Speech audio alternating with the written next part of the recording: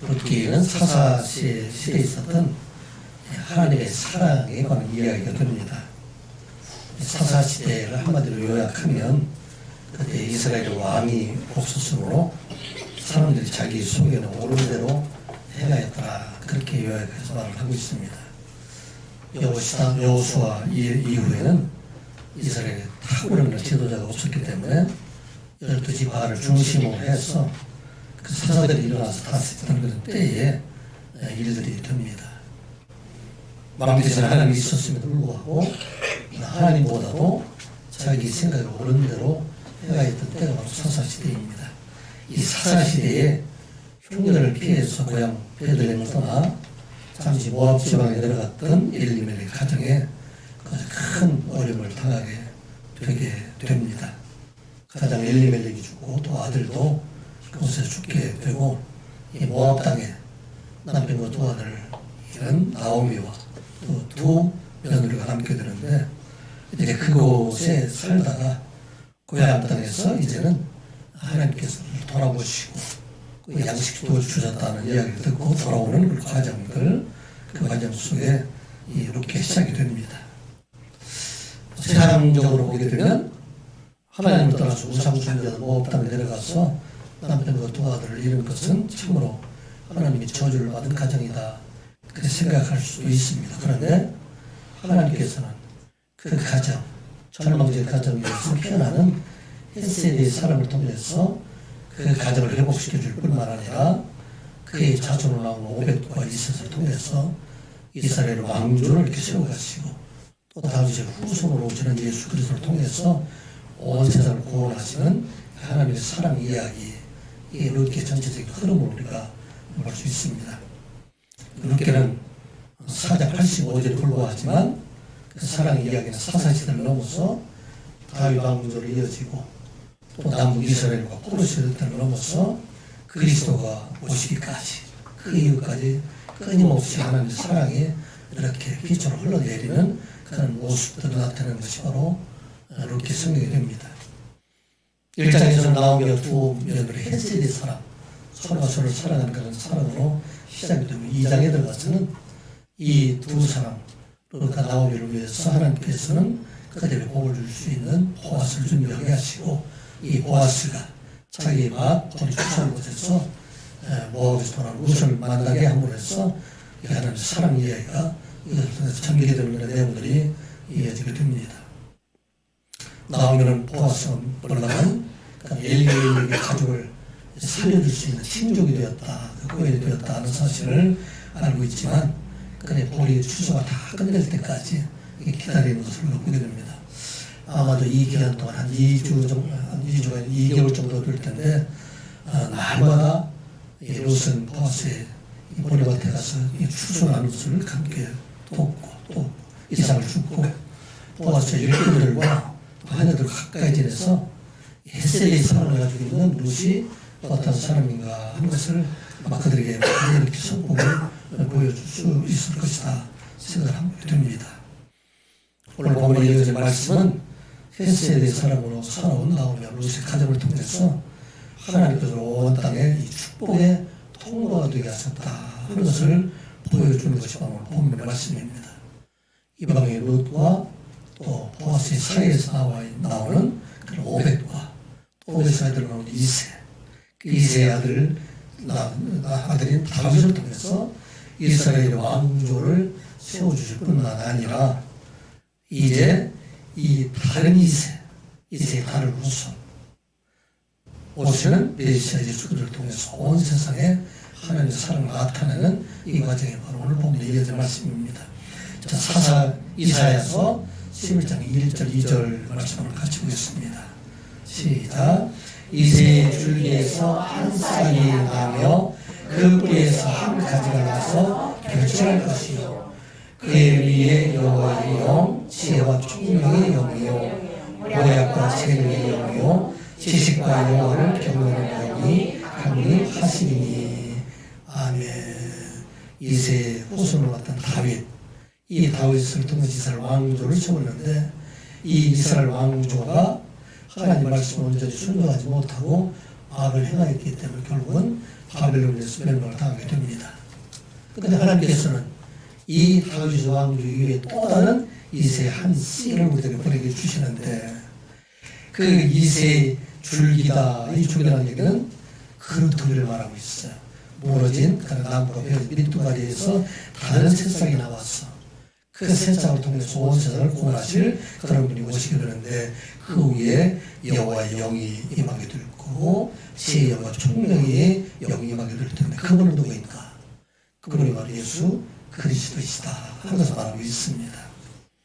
하나님께서는 온 세상을 구원하시기 위해서 시간과 공간을 초월하신 분이기 때문에 지금 예수 그리스도 오시기 전에 이 루세 시대에 BC 한 1200년도를 말하고 있는데 이때 먼저 지금 온 세상을 구원하실 그 구원의 통로를 지금 이 룻과 보아스의 가정을 통해서 이뤄가게 하신다 하는 것을 보여주는 말씀. 이 말씀은 오늘 이어진 말씀입니다. 먼저 우리에게 주시는 말씀은 이제 보아스와 룻의 햇세대의 사랑을 통해서 온 땅을 구원하실 구원의 통로를 이루어주신 것처럼 우리 모든 성도들도 이 땅을 살아갈 동안에 하나님의 햇세대의 사랑을 실천함으로 많은 사람들을 구원의 길로 생명의 길로 인도하는 그러한 축복의 통로로 쓰임받는 이 시간 예배하는 여러분들이 되시기 바랍니다. 이렇게 등장하는 세 사람이 있죠. 주인공 있죠. 나오미가 있고 룻이 있고 보아스가 있습니다. 나오미는 자기를 생각하지 아니하고 오직 어떻게 보면 자기 며느리를 잘 이렇게 살게 해줄까 그 생각해 주는 사람이 나오미 생각이고 룻은 자기가 힘들고 고생하는 것을 생각하지 않냐고 어떻게 하면 홀로 된 어머니를 잘 모실까 이런 생각하는 것이 바로 룻의 생각이었고 보아스는 이스라엘의 유력한 그런 자였음에도 불구하고 자기 힘으로 생각하지 않냐고 룻의 마음에 룻을 긍휼하게 마음이다. 이 모두가 다 햇세대의 사랑이다 하는 것입니다. 그런데 이 가정이 햇세대의 사랑을 통해서 이스라엘을 구원할 뿐만 아니라 온 세상을 구원하는 놀라운 일들을 이렇게 이루어가시는 그 하나님 놀라운 계획이 오늘 우리들에게 주신 말씀이다 하는 것입니다. 오늘 본문에 이어진 말씀은 시어머니였던 나오미가 어떻게 자기의 며느리 룻을 사랑하고 있는가 이에 대한 햇세대의 사랑이 무엇인가 이것을 보여주는 말씀. 이 말씀은 본문에 이어진 말씀입니다. 먼저 1절과 2절 말씀 같이 보겠습니다. 시작. 룻의 시어머니 나오미가 그에게 이르되 내 딸아 내가 너를 위하여 안식할 곳을 구하여 너를 복되게 하여야 하지 않겠느냐. 내가 함께 하던 하여를 둔 보아스를 우리의 친족이 아니냐. 보라 그가 오늘 밤에 파전마당에서 보리를 까물리라. 이때 당시에는 룻과 나오미가 베들레헴에서 돌아오지 않은 2개월 정도 이렇게 지났을 때입니다. 밀과 보리 배기를 다 이제 끝내고 이제는 이 된 곡식들을 들고 갈 때가 되었을 것입니다. 아마 2개월 동안 거의 이 룻은 매일 보아스에 가서 이삭을 주었고 아마 많은 것을 주었기 때문에 이제는 충분한 양식도 어느 정도 이렇게 비축이 되었을 것입니다. 그리고 어머니는 날마다 이 며느리가 얻은 음식을 가지고 이렇게 잘 먹고 지냈을 것입니다. 그동안 나오미는 무엇을 생각했을까? 자기를 정성껏 공양하고 있는 룻에게 내가 해줄 수 있는 것이 무엇일까? 아마 그렇게 생각했을 것입니다. 그리고 결론이 되는 것이 내가 그에게 안식할 곳을 찾아줘야 되지 않겠는가? 내가 이제 나이가 들어서 죽게 되게 되면 이 룻이 이곳에 정착해서 살아갈 수 있는 그런 방법을 내가 구해줘야 되지 않을까?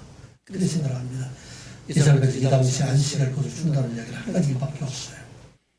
남편을 새로운 남편을 맡겨서 결혼하게 하는 것. 이게 바로 안식을 해줄 수 있는 그런 일도 됩니다. 룻이 자기를 떠난다 할지라도 이제는 행복한 삶을 살아갈 수 있게 하는 것이 바로 이 나오미의 생각이 됩니다. 그래서 이제는 이 룻을 어떻게 하면 이 새로운 남편을 맞이하게 할 수 있을까? 이 이야기는 나오미가 모압에서 돌아올 때 두 며느리 했던 이야기가 똑같아요. 너희들 나 따라오지 말고 너희들 그곳에서 남아서 너희 그곳에서 좋은 남편을 만나서 그곳에서 행복한 삶을 살아가라. 그렇게 그들이 원했던 것이 바로 나오미의 생각입니다. 그래서 나오미가 생각할 때 이제는 내가 없더라도 살아갈 수 있는 그런 결혼을 상대자로 보아스를 지금 지목을 하고 있는데, 이 보아스를 지금 말할 때 이 원어에 보게 되면 고엘이다, 기업 물을 자이다 그렇게 말을 하지 않고 친족이다 그렇게 말을 하고 있어요. 고엘이라고 하면 그 가정을 책임져 주는 사람이 되는데, 친족이라는 이야기는 어떤 의미가 되냐면 이 룻이 자기 집을 떠나서 보아스에게 시집가도 하는 것, 이게 바로 나오미의 생각입니다. 당시에는 우리가 생각할 때는 친족과 결혼하는 것, 이게 이상하게 생각할 수도 있는데, 이스라엘 땅에서 친족과 결혼하는 일들이 흔한 일들이었었어요. 그리고 친족과 결혼하는 것을 더 소망하고 있던 때가 되기 때문에, 그래서 이 보아스와 결혼하는 것은 그렇게 이상한 일이 되지 않습니다.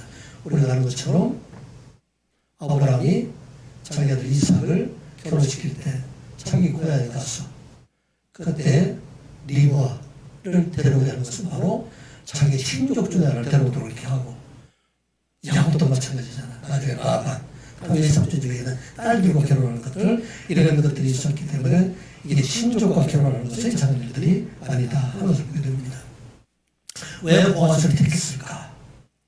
성경에는 자세한 내용은 나와 있지 않지만 아마 보아스는 나이가 많았기 때문에 아마도 그때 그 당시에는 혼자 이렇게 살고 있지 않을까.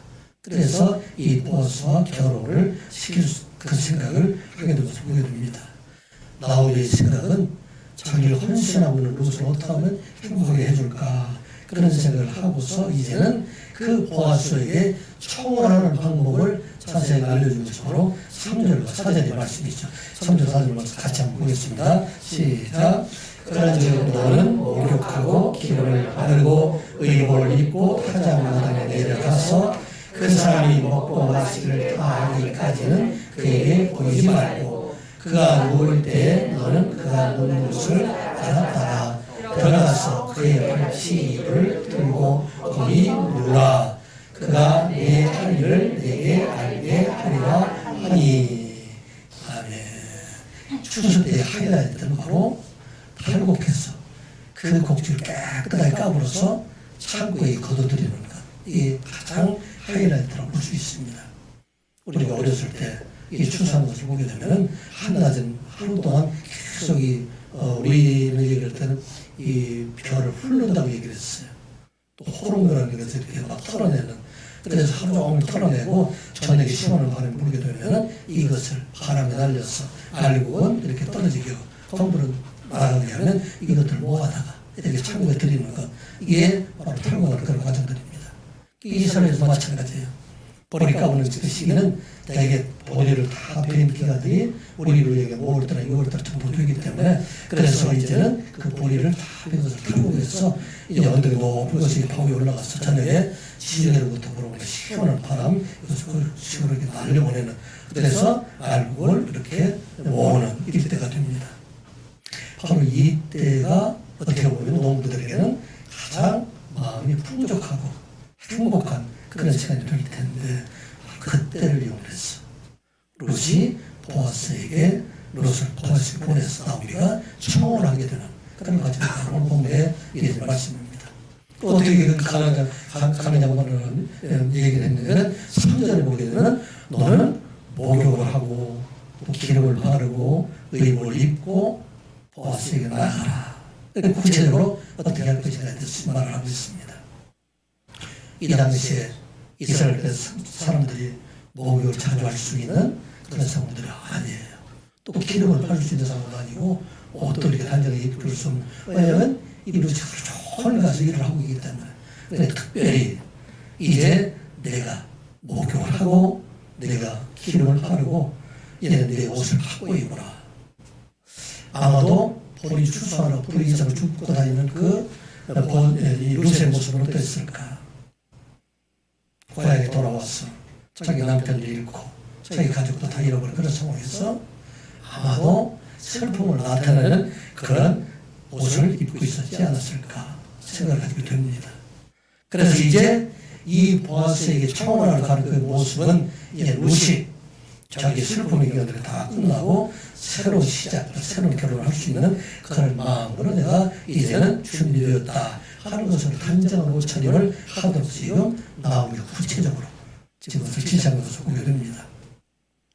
사무엘 하에서도 보게 되면 다윗이 자기와 밧세바 사이에 난 그 아들, 이 아들이 처음에 아파서 있을 때는 애곡을 하고 세수도 하지 않고 옷도 갈아입지 않고 이렇게 있다가 자기 아이들이 죽었다 하는 이야기를 듣고 애곡을 멈추고 옷을 단정하게 입었다. 그런 얘기가 나와 있습니다. 거의 비슷한 얘기가 됩니다. 20절 말씀 읽어볼까요? 시작. 다윗이 땅에서 일어나 몸을 씻고 기름을 바르고 의복을 갈아입고 여호와의 전에 들어가서 경배하고 왕궁으로 돌아와 명령하여 음식을 그 앞에 차리게 하고 먹은지라. 이거 다윗도 마찬가지잖아요. 자기 이제 죽었다는 그런 얘기가 애국을 끝내고 일어나서 몸을 씻고 기름을 바르고 그다음에 의복을 갈아입었다. 이것을 보고 있습니다. 이제는 보아스는 나오미가 룻이 모함에서 당했던 그 일들로 인해서 얼마나 슬퍼하고 있는 모습을 알고 있는데 이제 그에게 나타나는 모습이 자기가 단정한 모습으로 나가는 모습을 보면 이게 그의 청혼하러 왔다는 것을 알게 해주기 위함이다. 그런 걸 보게 됩니다. 그리고 그가 누울 때 그의 발치에 이불을 들고 누우라. 타작마들이 숨어 들어가가지고 타작하고 있는 관정들을 이렇게 지켜보고 있다가 타작마들을 다 마치고 일꾼보다 먹기를 마치고 난 다음에 그가 잠자리에 누우는 것을 보게 되면 가서 가만히 그의 발치를 들고 그냥 누우라. 이런 행위를 우리가 잘못 생각하면 룻이 보아스에게 어떤 성적인 것을 요구하는 이런 모습처럼 보이기도 합니다. 그런데 사실은 이 내용을 자세하게 살펴보게 되면 그런 뜻이 없었다는 것을 알 수가 있어요. 정중하게 결혼을 청혼하는 모습, 아직 결혼 전에 그런 여러 가지 그런 행위를 하는 것이 아니라 정중하게 청혼하는 그런 모습을 보게 됩니다. 독자들의 오해를 사지 않도록 하기 위해서 이 발이라는 이야기가 원래 보게 되면 레게일이라는 그런 말이 있어요. 그런데 레게일이라는 말을 사용하지 않고 이 발치의 독특한 말로 마르게라라는 그런 원어를 사용하고 있는데 왜 그러냐면 이 레게일이라는 단어가 종종 성리를 가리키는 완곡한 거라는 언어로 사용되는 것들도 있었기 때문에 그래서 레게일이라는 단어를 사용하지 아니하고 오직 발을 이야기하는 그런 마르게라 하는 단어를 사용해서 이 밤중에 일어난 일들은 잠자를 청하는 것이 아니라 정중하게 이렇게 결혼을 요청하는 그런 행위를 이렇게 보게 됩니다.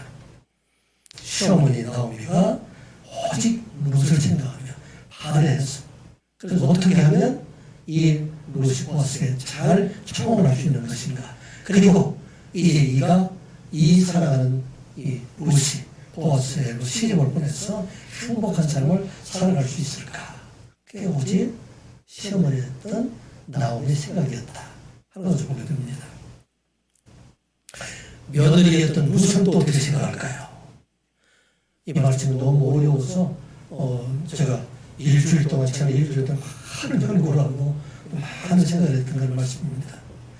룻은 또 오직 어머니만 생각하는 거예요. 시어머니가 생각하는 그런 마음을 보게 됩니다.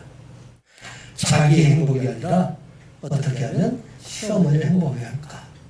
어떻게 하면 시어머니 가정을 살려줄 수 있을까?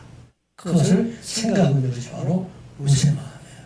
5절 6절 말씀 한번 같이 보겠습니다. 시작.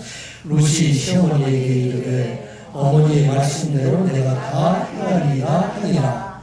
그가 타작마당으로 내려가서 시어머니의 명령대로 다 하니라. 룻은 결코 자기가 시어머니 곁을 떠나지 않겠다. 그렇게 약속을 하고 왔던 사람입니다. 그런데 오늘 5절에 보면 내가 시어머니 말씀대로 이렇게 일을 해야겠습니다. 룻 기자 16절에 보면 룻이 뭐라고 얘기를 했어요. 어머니를 떠나며 어머니를 따르지 말라고 나를 강권하지 마십시오. 어머니 가는 곳에 나도 가고 또 어머니 머무는 곳에 나도 머물겠습니다. 어머니의 백성이 나의 백성이 되고 어머니 하나님이 나의 하나님이 되시니 어머니 죽으시는 곳에 나도 죽겠습니다. 거기 묻힐 겁니다. 내가 만일 죽는 일 이외에 어머니를 떠나는 일이 있다면 여호와께서 내게 벌을 주고 벌을 주실 것입니다. 이렇게 말했던 롯이 이게 순수하게 내가 이를 따르게 할 것입니다. 시행할 것입니다. 생각해 보십시오. 모함 여인이었던 롯이 밤중에 타작마당에 숨어 들어가서 이 일을 행한다는 것은 사실은 로맨스한 그런 일들에 상당한 위험을 그 안에 가지고 있다 하는 것을 보고 있습니다. 물론 그동안 보아스가 호의를 베풀어 주었기 때문에 이 일들이 그렇게 또 어떻게 보면 순조롭게 될 수 있다는 생각을 할 수도 있지만 그런 일에 거부하게 되면 이 일로 인해서 큰 낭패를 당할 수가 있다 하는 것을 보게 됩니다. 이러한 상황 속에서 지금 이 롯이 그것을 생각하게 됩니다. 더구나 이 보아스는 나이가 많은 사람이에요. 그래서 결혼을 한다면 지금 60이나 이런 많은 사람을 하는 것이 아니라 그 추수밭에는 소년들만 있었기 때문에 소년들과도 결혼할 수 있음에도 불구하고 이와 같이 나이가 많은 사람과 결혼하게 된 것, 그 이유는 어떤 이유인가? 오직 시어머니를 생각하고 그 가정을 생각하고 있다 하는 것을 지금 말하고 있습니다. 그 말씀을 알 수 있는 것이 바로 구절에 있는 말씀입니다. 구절 말씀 한번 우리가 한번 읽어보겠습니다. 시작. 이르되 네가 누구냐 하니 대답하되 나는 당신의 여종 의시오니 당신의 옷자락을 펴 당신의 여종을 덮으소서. 이는 당신이 기업을 물을 자 됨이니이다 하니. 구절 말씀을 보게 되면 모함여인이었던 롯이 이제는 당당하게 지금 보아스에게 청호를 하고 있는 그런 말씀이 바로 구절의 말씀입니다. 보아스가 처음에 발치에 누워있던 사람이 누구인지 알지를 못했어요. 그런데 자는 중에 보니까 이름이 저기서 보니까 자기 곁에 누가 누워있는 것을 보게 됩니다. 깜짝 놀라서 내가 누구냐 이렇게 물으니까 지금 뭐라고 대답하고 있냐. 나는 당신의 여종입니다. 처음에는 이 롯이 보아스에게 나는 하녀입니다. 노비와 같은 사람입니다. 노비와도 못한 모함 여인입니다. 그렇게 말했던 롯이 지금은 당당히 나는 당신의 여종입니다. 당신의 아내가 될 수 있는 사람입니다. 그렇게 지금 말하고 있습니다. 그리고 이어서 당신의 옷자락을 펴서 당신의 여종을 덮어달라. 이게 바로 청혼의 의미가 있습니다. 보아스가 전에 롯에게 여호와의 날개 아래 보호함을 받으러 온 너에게 온전한 상받기를 원한다. 그 말씀을 롯기 2장 12절에 기록이 되어 있습니다. 이 말씀 한번 같이 읽어볼까요? 시작. 여호와께서 내가 행한 일에 보답하시기를 원하며 이스라엘의 하나님 여호와께서 그의 날개 아래 보호를 받아놓은 내게 온전한 삶을 주기를 원하노라 하는지라. 아멘. 지금 여기에 롯의 날개 아래 온전한 삶을 받기를 원하노라 이 말을 말하고 있는데 여기에서 12절에 말하고 있는 여기에 날개 아래 되어 있는 그 날개 아래라는 그 말과 또 여기 보면 옷자락이라는 이야기가 같은 이야기예요. 오늘을 보게 되면 하나뿐한 얘기가 되는데 이것은 당신이 여호와의 날개 아래 피하러 그 사람에게 온전한 상을 받기를 원한다고 축복한 대로 이제 나를 당신의 아내로 받아 주었어. 온전한 상을 받을 수 있도록 해 주십시오. 이게 정중하게 지금 청원하고 있는 내용이 바로 오늘 본문에 있는 말씀이 됩니다. 그런데 이 청원은 단순한 결혼을 넘어서 지금 말하고 있는 것은 구절에 보게 되면 당신의 기업을 물을 자 됨이니이다 말하고 있어요. 나오미는 보아스를 친족이라고 설명을 했는데 지금 이 룻은 친족을 넘어서 나에게 고엘이 되어달라. 그렇게 말하고 있어요. 영어로 얘기할 때 이렇게 해요. Since you are a kinsman redeemer. 그 밑에 영어는 그냥 나와 있어요. 당신은 나에게 이 구속해 주실 고엘을 이루어줄 그런 친족이 되어달라. 그런 것을 말하고 있어요. 이 말은 무슨 얘기냐면 이제 결혼을 해서 내가 당신의 집에 가는 것이 아니라 결혼을 통해서 엘리멜렉의 가문을 회복시켜달라 하는 것을 말하고 있어요. 전에 엘리멜렉을 가지고 있던 그 기업도 회복시켜 주시고 그리고 이 둘 사이 당신과 나 사이에 나오는 그 자녀를 통해서 이 가문을 있게 해달라. 엄청난 요구예요. 자기 가정으로 이어가는 것이 아니라 이 가문을 세워달라. 그게 바로 당신은 기업을 자리이다. 그렇게 말하고 있어요. 나중에 보게 되면 이렇게 되어 보게 되면 기업을 자가 또 하나 있잖아요. 그런데 그 기업을 또 하는 자는 거부를 해요. 그렇게 할 수 없다. 이걸 할 수 있는 것은 희생적인 사랑이 아니면 할 수 없기 때문에 이 사실을 좀 더 잘할 수 있는 것이 바로 10절에 있는 말씀을 통해서 더 잘할 수가 있어요. 10절 말씀을 같이 보겠습니다. 시작. 그가 이르되 내 딸아 여호와께서 내게 복 주시기를 원하노라. 내가 가난하건 포하건 젊은 자를 따르지 아니하였으니 내가 베푼 인애가 처음보다 나중이 더하도다. 보아스는 룻을 딸이라 부르고 있어. 아까 얘기한 것처럼 아마 20대 정도에 불과할 거예요. 결혼한 지 얼마 안 됐으니까. 그런데 이 보아스는 60대 정도 속일 것입니다. 그런데 내가 결혼을 원하는데 젊은 사람들, 주변에도 많이 있는 사람인데 이 젊은 사람을 원하지 아니하고 내가 나이 많은 나를 택한 것, 이것을 내게 복이 있다.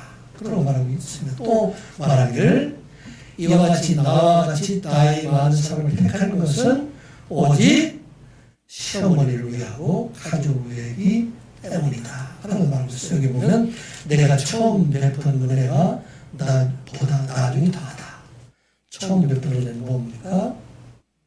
모함 여인이었던 룻이 자기 고향을 떠나서 시어머니를 섬기는 일들, 시어머니 헌신적으로 섬기는 일들, 이게 처음에 베푼 그런 헤세드의 사람, 자기를 생각하지 아니하고 오직 시어머니를 생각했다면 이제 나중에 베푼 그 은혜라는 것은 고해를 원하고 인해서 이제는 그 가문을 살려주고 그 가정을 세워가는 일을 내가 원했기 때문에 처음에 베푼 그 헤세드 사랑보다도 내가 베푼 나중에 사랑이 더 크다. 그렇게 말하고 있는 것입니다.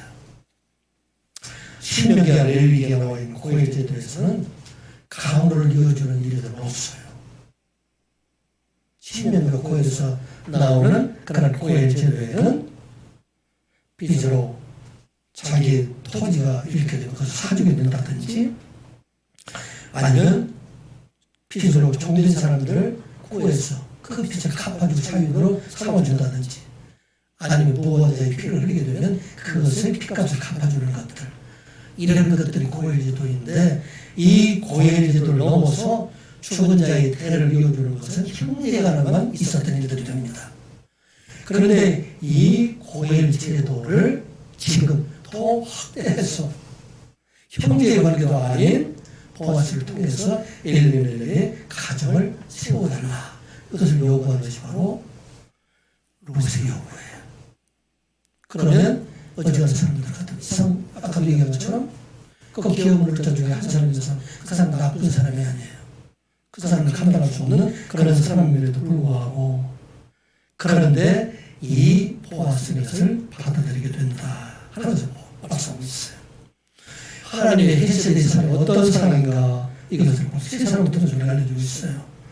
모함의 룻도 자기의 행복보다는 오직 시험에 나오기를 기쁘게 하는 것을 생각하고 엘리멜렉의 가정을 세우는 일에 힘쓰는 것을 보게 됩니다. 이를 통해서 나오미는 며느리 룻을 생각하고 룻은 나오미를 생각하는 이러한 헤세드의 사랑을 통해서 하나님 놀라운 축복의 일을 열어가게 하신다 하는 말씀입니다. 그래서 그 가문을 세워주잖아요. 그의 후손으로 당당히 남게 되잖아요. 또 그 후손으로 온 세상을 구원하는 놀라운 역사가 일어나게 된다 하는 소개됩니다. 누구를 통해서? 헤세드의 사랑을 실천하는 그를 통해서 이 일들을 이루어가게 하신다 하는 말씀입니다. 온 세상을 구원하시기 위해서 세상에 오신 예수 그리스도가 바로 이 헤세드의 사랑을 실천하셨다 하는 말씀입니다. 예수 그리스도는, 세상에 오신 예수님은 죄가 없으신 분입니다. 추후에를 이루어 없으신 분입니다. 그런데 온 세상 모든 사람들의 죄를 대속하여 중심을 통해서 모든 사람들이 이제 그를 통해서 축복의 통로, 생명의 길로 인도해 주셨다 하면서 말씀하고 있습니다. 이게 바로 헤세드의 사랑입니다.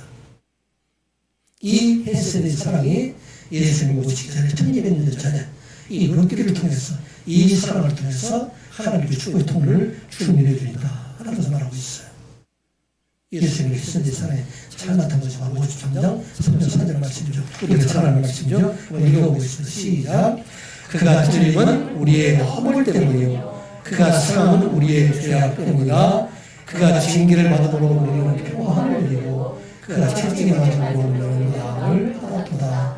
우리는 다 양과 같아서 그를 패하여 각기 제 길로 갔거늘 여호와께서는 우리 모두의 죄악을 그에게 담당시키셨도다. 아멘. 새 세대 사랑의 최고점은 예수 그리스도예요. 모든 사람들을 위해서 죄를 다 대속하시고 그를 담당하심으로 말미암아 하나님께서 이 땅 사람을 얼마나 사랑하는 것을 그들에게 보여주시고 이제 우리 모두가 예수 그리스도의 이름으로 이제는 구원받을 그 길을 열어주셨다 라고 말하고 있습니다. 사랑하는 성도 여러분, 진실로 하나님의 축복을 받으시기를 원하십니까? 이 축복의 통로가 바로 헤세드의 사랑을 통하여 열려지게 됨을 믿으시기 바랍니다. 헤세드의 사랑을 실천하는 사람들은 그 가정을 통해서 이스라엘을 구원하시고 온 세상을 구원할 그런 다윗의 왕조가 나오게 하시고 그리스도가 그 가정에서 나오게 하셨다 하면서 말씀하고 있습니다. 그 삶이 그와 같은 삶을 살아가게 될 때 그 가정을 통해 놀라운 일들을 이루어가시는 하나님이시다 하면서 말씀하고 있는 것입니다. 이와 같은 사랑이 우리의 삶 속에 이루어지게 될 때 우리의 가정 안에서, 우리의 교회 안에서, 이 나라 안에서 참으로 세상에 살아가고 세상의 생명이 축복의 통로를 열게 된다 하는 소리가 잊지 말아야 됩니다. 그러므로 이 시간 예배하는 우리 모두가 이제 이 사랑을 실천함으로 여러분들의 축복의 통로가 되고 여러분들의 가정이 축복의 통로가 되고 또 여러분의 교회가 축복의 통로가 되고 여러분의 사랑을 가는 곳마다 이제 이 헤세드의 사랑을 통해서 많은 사람들을 생명의 길로 축복의 길로 이 땅 삶을 살아가는 여러분들 되시기를 주님의 이름으로 축복합니다. 이 헤세드의 삶을 살아가는 사람들은 우리 하나님께서는 보이지 않는 손으로 그의 삶을 전체를 섭리해 가시는 하나님이시다. 그런 것을 또 우리에게 보여주십니다. 나오미와 룻과 보아스 일생 가운데 그의 삶 전체를 우리 하나님께서 하나하나 다 인도해 주신다. 그런 것을 우리가 보게 됩니다.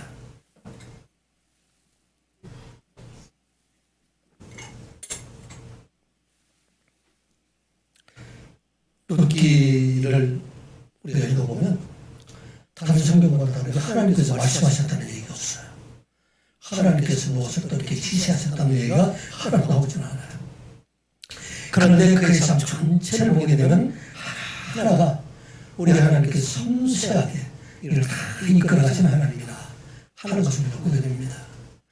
우리의 삶 속에 우리가 알지 못하는 가운데 우리가 헤세드의 삶을 살아가게 되면 하나님의 사랑을 실천하며 살아가게 된다면 그 삶 전체를 하나 세밀하게 이끌어주는 하나님이 바로 우리 하나님이다 하는 말씀하고 있습니다. 7절 말씀, 8절, 9절 말씀 같이 보겠습니다. 보아스가 먹고 마시고 마음이 즐거워 가서 곡식감이 담그는 끝에 누우는지라. 룻이 가만히 가서 그의 발치를 들고 거기에 누웠더라. 밤중에 그가 놀라 몸을 일으켰던즉 한 여인이 자기 발치에 누워 있는지라. 이르되 내가 누구냐 하니 나는 당신의 이름을 시오니 당신의 목자를 펴 당신의 옆을 덮으소서. 이는 당신이 겨울 물자가 됩니다 하니. 아멘. 루시아나 바닥마당에 숨어 들어갔어요. 시간이 얼마쯤 됐을까요? 아무나 모르긴 해도 10시쯤 훨씬 넘는 그런 시간들 되었습니다. 멀리서 이 볼이 까부는 그런 모습들을 계속 광경을 이렇게 지켜보게 됩니다. 타자가 볼이들을 다 바람에 날려서 알코올을 쌓고 그걸 다 거두들고 난 다음에 이 보았으면 일어난 사람과 함께 와주면 큰 즐거움으로 그 마음속에 기쁨이 가득해서 단동이 끝에 눈을 쓰고 왔다. 단동이 끝이라는 얘기는 여기 영어로 그렇게 되어 있어. He went to lie down at the far end of the great pile. 이 단동도 멀리 떨어져서 지금 혼자 이 일꾼들이 있는 곳과 멀리 떨어지는 곳 혼자가 있다 말하고 있어요. 만약에 경우 이 보아스가 일꾼들과 같이 곳에 누워 있다면 들어갈 수 없는 그런 상황이 됩니다. 이와 같은 일 하나하나가 그리고 어느 정도 잠이 들어간 잠이 들었을 때 가만히 그 곁에 가서 이렇게 눕게 됩니다. 모하면 루시 시어머니나 머리 순교해서 청혼하게 돼서 그렇게 갔지만 이 처음 가지고 우리가 얘기한 것처럼 많은 위험들이 있잖아요. 버스 일꾼들도 있고 창수도 지금 접근할 수 없는 그런 어려움들, 어두운 밤에 가서 청하는 일들도 수모당할 수 있는 일들인데 이 모든 일들이 다 순조롭게 진행이 되었다 하는 것을 보게 됩니다. 그래서 로시 청혼하는 이 일들에 대해서 책망하지 아니하고 오히려 그를 칭찬하고 내가 고인이 되어줄 싶은 마음은 있지만 나보다 더 가까운 친족이 그게 있기 때문에 내가 당장 당황하지 않고 그 다음에 내가 다음에 나라에 가서 이 일을 하게 될 것이다. 그렇게까지 이야기하게 됩니다. 이 모든 과정을 이 과정을 보게 되면 이와 같이 하나님께서 섬세하게 이끌어가는 그런 과정을 우리가 보게 됩니다. 하나님께서 1세대의 사랑으로 살아가는 사람들을 반드시 인도해 주시고 그 길을 지켜주시고 세워주시는 하나님이다 하는 것을 말씀하고 있습니다. 여러분 1세대의 사랑을 실천하는 것은 쉬운 일일까요? 어려운 일일까요? 어려운 일이에요. 그건 아픔도 있어요. 고통도 있어요. 헌신하는 일도 있습니다. 그런데 하나님께서는 그 모든 과정을 통해서 하나님께서 그 사랑을 통해서 그를 섬세하게 이끌어줄 뿐만 아니라 그를 통해 축복의 통로를 끌어가시는 것이 바로 하나님의 사랑이다 하는 것을 말씀하고 있습니다. 우리가 볼 때는 이 일들이 때로는 힘들고 어려운 일을 할지라도 그런데 우리 하나님께서는 그 헷세대의 사랑을 통해서 많은 구원을 이루어가시는 하나님이라 하는 말씀입니다. 여러분 개척교회 이렇게 이루어가는 게 얼마나 힘든 사람들이 많이 있어요. 몇 명 되지 않는 사람이면 그 교회를 이끌어가는 과정에서 얼마나 힘든 그 헷세대의 사랑과 같은 이런 일을 해야 될까. 선교하는 일도 마찬가지잖아요. 그들이 온전하게 자기를 희생하는 것 마음이 없으면 가서 그런 일들을 하기가 참 어렵다. 그런 것을 보게 됩니다. 우리가 선교 초기도 마찬가지잖아요. 누가 기독교를 쉽게 받아들인 사람 누가 있어요? 다 배척에 대한 사람인데 그런데 그곳에 가서 주의 복음을 전하는 이 헷세대의 사랑을 실천하는 일들을 그런데 우리 하나님께서는 지금 보이지 않지만 이 모든 것을 섬세하게 이끌어주시는 하나님이라 하는 것을 잊지 말라. 그렇게 말씀하고 있어요. 제가 이번 주에 우리 하와이에서 선교하다가 30일 날 돌아오신 꾸준한 선교사님과 신은주 사모님을 만났습니다. 식사도 같이 다음 주일에는 우리 교회에 와서 말씀도 전하시게 될 겁니다. 근데 이 꾸준한 선교사님이 거의 탈진 상태, 완전히 콜아웃된 그런 상태입니다. 사실은 아무것도 할 수 없는 것처럼 그런 모습으로 이렇게 보이게 됩니다. 이 콜아웃이라는 것은 이렇게 열심히 하는 사람들이 생기는 거예요. 대충 하는 사람들에게는 콜아웃이 있을 수가 없어요. 그런데 열심히 하려고 하는데 하려고 함에도 불구하고 이루어지지 않을 때 12년 동안 파라과이에서 적지를 가서 많은 대단한 사람들과 싸우다 보니까 너무나도 지쳐있는 그런 모습들을 우리가 보게 됩니다. 선교는 열정적으로 하고 다른 사람들에게 그만하게 타협하지 않냐고 오직 복음을 전하는 그렇게 하다 보니까 그들과 마찰도 생기게 되고 그들을 위해서 이런 이 상처를 위해서 스스로 회복하기 어려운 그런 상태가 된 것을 우리가 봤어요. 그래서 선교사님이 말씀하시기를 내가 12년 동안 설교를 했는데 빈손인 것 같다. 그렇게 말씀하셨어요. 저는 선교사님 부모에게 말을 다 듣고 얘기를 했습니다. 하나님께서는 헤세드의 사랑으로 뿌린 씨앗은 결코 어둠이 없다.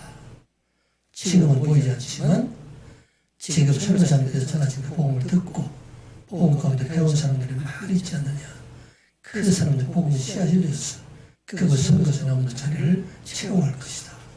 하나님께서는 분명히 섬세하게 이끄셔서 더 큰 역사를 이뤄가게 할 것이다. 말씀드렸어요. 그리고 더 큰 수확은 우리 선교사님 부부가 가장 낮은 자가 되어서 나는 하나님 앞에 아무것도 할 수 없습니다.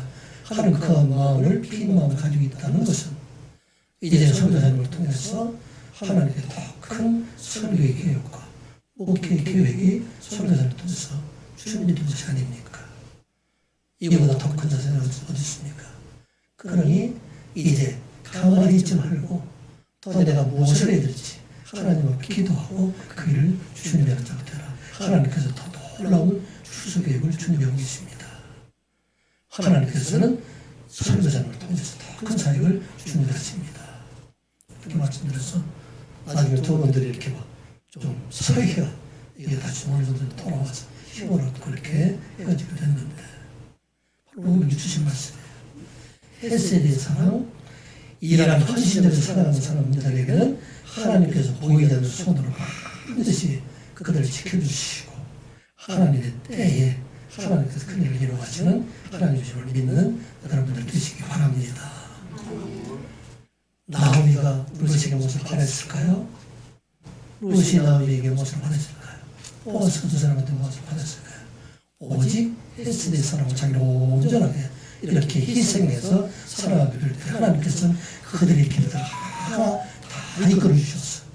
그들의 아름다운 가정을 이루게 되고 이 가정을 통해 아름다운 자녀를 태어나게 하고 이를 통해서 이스라엘 모든 고난하신 놀라운 일들을 이끌어 가시는 하나님이심을 우리가 성경을 통해서 지금 우리 눈으로 확인하고 있다는 것입니다.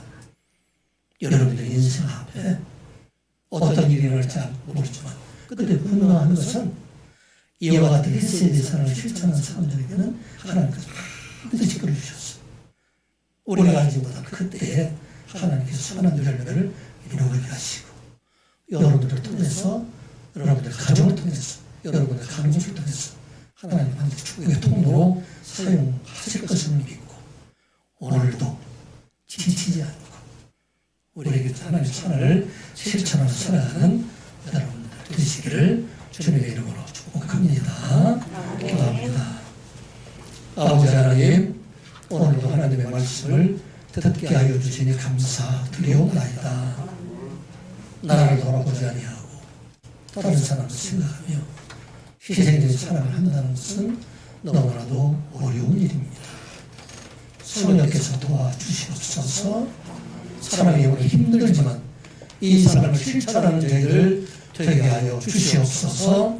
이 실천하는 사랑을 실천하는 저희를 통해서 축복의 통로가 되게 하여 주셔서 가정을 축복하여 주시고 교회를 축복하여 주시고 저희들의 기업을 축복하여 주시며 저희들이 갖는 직장을 축복하여 주시옵소서. 섬선 하나님의 능력 안에 호사를 평안에 우리 맡긴 일을 잘 감당해서 하나님께 칭찬받는 선한 육의 모든 성도들이 되게 하여 주시옵소서.